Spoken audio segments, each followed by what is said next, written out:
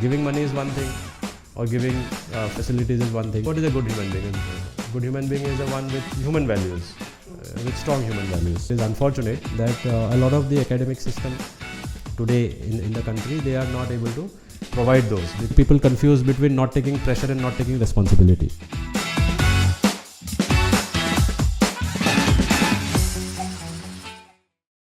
There is one interesting thing that I wanted to talk about is that when we have our players playing on the ground, we sometimes see parents on the sidelines and they giving instructions or having a very emotional reaction to what's happening on the field.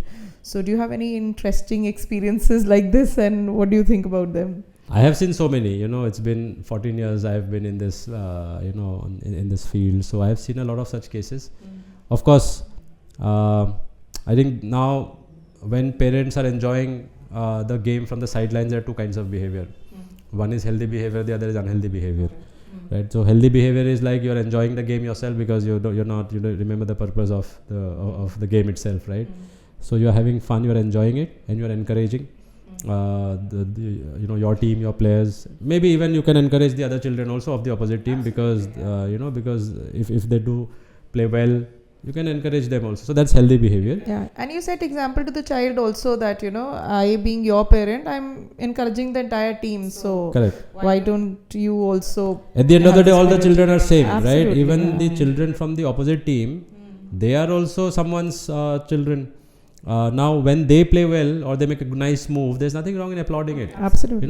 So these are all healthy and constructive kind of behavior.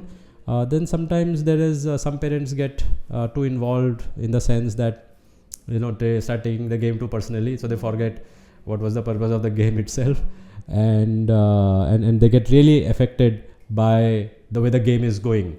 If you concede a goal or if you're not doing well or if you miss a goal, if you lose the game, then sometimes parents get very hurt emotionally. Absolutely. And sometimes they even feel their ego gets hurt.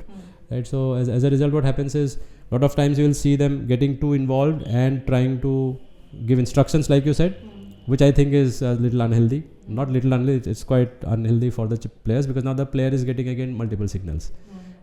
The coach has told him something. Now the parent is also telling him something else. Now obviously the parent is not the coach, and the parents and coaches have not sat down together to discuss the tactics and everything. So there are conflicting messages that are going to the player, and the player, as a result of which the performance of the player goes down, and the more the player's performance goes down, the more the parent gets agitated. So it becomes a vicious cycle. Okay, so this whole vicious cycle actually is very damaging to the morale of the child. Now, one somehow, I don't know how it happens, but naturally, every child to begin with, they want to, they don't want to let the parents down. They don't want to, absolutely. Yeah. And it happens naturally, and that is the beauty of nature. I feel that whenever a child is born, to start off with, they always want to make the parents proud. Absolutely. Now problem is that when they feel that the parent is being let down, they go under pressure, they get stressed, and they stop they become defensive, and then it manifests in different kinds of behavior, say non-constructive behavior. So now when the parent is when the player is playing the game, and the team is not doing so well, and the player is seeing that the parent is losing his calm, and the parent is jumping up and down, really agitated, then he thinks I'm doing something wrong. He can go into guilt, he can go into or she can go into a big self I'm not getting the right word, but they may go into a zone where they feel that they're letting the parents down, and they're not good enough. So self-respect goes down, and it can have a lot of undesirable influence on the child's behavior in the long run. So if you are a parent who's used to who gets too stressed based on the result of the game, then my only suggestion is whatever has happened, we can't change anything now. But let us at least minimize it going forward. Let us stop doing it. And let's not forget, it's at the end of the day, it is a game. The game is not equal to my child. The result of the match doesn't define my child. The result of the match doesn't define me. It is just a game at the end of the day. True. Because if you forget the purpose and the values, then the game itself can seem very stupid. It's a very meaningless activity. If you see that just 11 players, 22 players go running after a ball, fighting for the ball and kicking it away the moment they get it. Interesting perspective. So it can actually be a very, very meaningless activity unless we make it meaningful, and the meaningfulness comes from the purpose. So that we should never forget. Of course we can forget, but then to our own peril, right? If we forget, it will lead to conflict and it will lead to harmful or undesirable outcomes. So I think better stay quiet and calm yourself and understand the purpose, so it will help you to calm down as well. And don't forget that there are hundreds and thousands of matches to play, and that the game itself, it is not like your child is going to play life forever. Doesn't depend on it. And life doesn't depend on it, and you can also not play it throughout your life. It is a limited time frame activity that once you go beyond 35-40, you retire. You cannot play very intensely. But the values that you can derive from the game can be with you lifelong. So I think interesting point that you mentioned is that unknowingly, because of a parent's behavior, the parent is putting unnecessary pressure on the child unknowingly, because you just feel that it is your passion to the game, it is your love for the game, love for the child, your desire for the child to do well. These could be the reasons in a parent's head, that this is the reason I want to push the child, or this is why I am reacting the way I am. But I think there's this underlining factor that it puts a lot of pressure on the kid, and that unnecessarily pressure is probably not needed at this age. Yeah, and that it doesn't help. So okay, you want the child to improve the performance. So I think, but how do you improve someone's performance? A lot of people say, I feel there are two schools of thought. One group of people think that pressure is good, and little bit of pressure is needed to perform well. I am not of that school of thought. I am in the other group, which thinks that you perform at your best when you are enjoying it and when you are doing it without pressure, right? That's when you give your best performance. Until we experience that zone where we are having fun and we are giving our best, right? Till that time we feel that it is pressure that is helping me perform. It's very difficult to unless you experience the other zone, it is very difficult to fathom it, because all I have known my life is to perform under pressure. So I feel that pressure is necessary to perform. You've not enjoyed being enjoying something without pressure. Without pressure, because I have never experienced how it is like to play without pressure.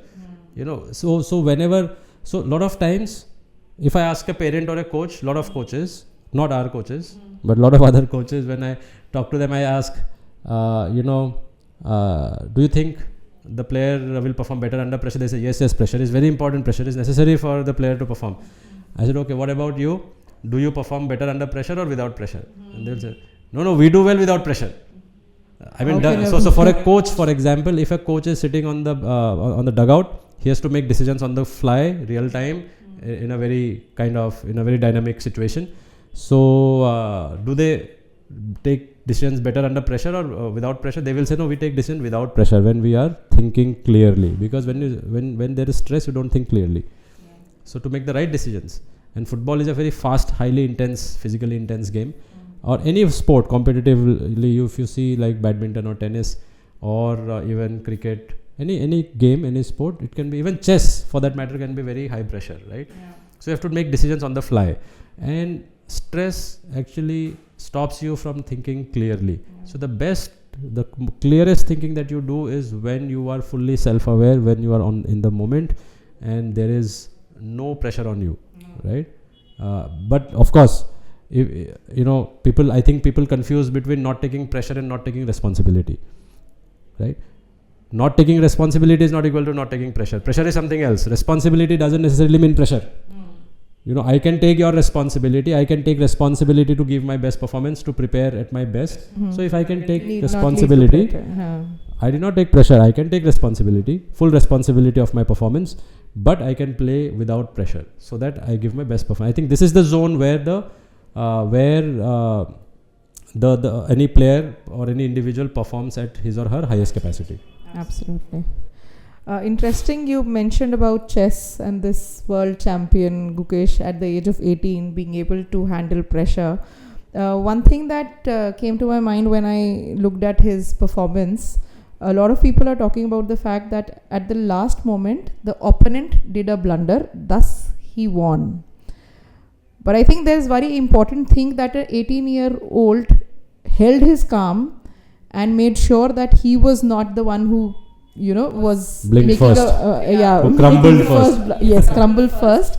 I think that is an aspect that is true for all games, everything in life, that how do you kind of, one is stay calm and not feel that pressure. I'm sure it feels as if there's a lot of pressure and all that, but being able to maintain calm in that situation is something that stays with the player or with the individual all his life. Yeah, I mean, everybody knows that you have to stay calm, but how many of us how to can do it that is the million-dollar question, yeah. right? So what people don't understand is how to maintain that calm. And everybody knows I want to be calm under pressure. I want to be calm in every difficult situation, but we are not able to do so because we don't know how to do it, how to practice it. Now that's where I feel role of sports come into the picture, because through sports it is a lot about by playing and that is the only meaningful thing about competitive sports. It's not earning money, it is not becoming a professional, getting the glamour and all that, because those are all short-lived. Those are not the most meaningful things you get from a sport. I think the best thing you get from a sport is how to stay calm under pressure, how to deal with challenges, and how to deal with challenges in a collective way. So these are the major, in my opinion, the most the biggest values that sport can add to your life. You almost answered my next question, where I wanted to ask that you have played football in your early years. You did not end up taking it up as a profession. But do you think those learnings that you got while playing in your early years still stay with you? Yeah, I mean, I took it up as a profession, but not as a player. That's all. Because of course, yes. I stand corrected. Yes. What stays, like I said, is that it's not the skill that stays, because skill comes and goes with age. It is not the wins and losses. They don't stay because they're gone. They're history. You won in the past. You lost in the past. So whatever you won, even if it was the World Cup, you have won in the past only. Absolutely. But you have to live in the present, right? So what do I do in the present? What is valuable for me in the present? So if I have won the World Cup, it can give me fame, it can give me money, right? However, so we have to assess the value of that fame and money in how I'm living today. So at the end of the day, everything falls back to what is helping me to lead a good life today, and what will help me to lead a good life tomorrow and day after. So that is the most valuable thing. Yeah. That is the criteria rather with which we can assess the value of the outcomes that we get from sport. Yeah. The ability to, how to tackle challenges, and how to, and not just individually but as a collective. That is the biggest value add that I think it has had on me. Okay. And that will stay on with me until my last breath. And that is what is more valuable, I feel, than the wins and losses and the skills that I used to have and so on. So I think it is true for every individual, every human being. And if we know that this is the most valuable thing, then why not help the children to derive this as well from the sport. Absolutely. Rather than fighting over some result of some matches or some tournaments, or getting upset over those, because these are the real things. These are the real most valuable things. Now unfortunately people are not able to see these things, or not everybody, I would say. A lot of people can see these things, but not everybody is able to see these things, because these cannot be seen with the eyes. Absolutely. This has to be felt and this has to be understood. So if we understand this, we can really sports can become like a life-changing activity also for all players and parents as well. Not just players but parents also. Absolutely. So far ahead than those technical, tactical skills that the kid builds while playing. These life skills are something that will stay along for a really long time. Yeah, absolutely. I remember watching an interview of Federer and Nadal together after they had retired, and the question was basically, how would you like to be remembered as? So both of them said some, similar things. They said that these trophies and Grand Slams and this that those are fine, they have a place, but that's not the most important thing. And I think it is we just want to be remembered as good human beings. So or someone who contributed something to the lives of other people, right? So now what can you contribute to other people's lives? Giving money is one thing, or giving facilities is one thing, but then the more important thing is what values do you when you say that a good human being, what is a good human being? A good human being is a one with human values, with strong human values. So then it falls back to the values. So what are values? Values are what helps us to tackle challenges. Values are our emotions, are that guide our behavior. So those are the things that we can focus on, which I feel are the most important things that we can get from sports. Because unfortunately, or rather it is unfortunate that a lot of the academic system today in the country, they are not able to provide those, because if you look at the model of the schooling system, it has got a lot of hours within the classrooms. Obviously now a lot of new schools are trying to bring in a more practical work and so on, but it is still in a very synthetic environment. It is in a very artificial environment. And the children are learning in that artificial environment for 15-20 years of their lives. So it makes it very, very challenging. And because there are tests every week, it is also something that the kids don't enjoy, because we are putting pressure on them to prove themselves every Monday, right? So that is something that the children don't enjoy. So they run to the field. They come running to us. To play football or cricket or tennis or badminton, right? So they are coming here by choice. They go to school without choice. By force. Yeah. They're coming to the ground with choice. So half your battle is already won. And when they're coming to the coaches by choice, if the coach has a good level of understanding, then the coach can actually work wonders with the it can make a huge difference to the life of a child if the coach is able to inculcate or raise the awareness in the child about some of these basic human values. Absolutely.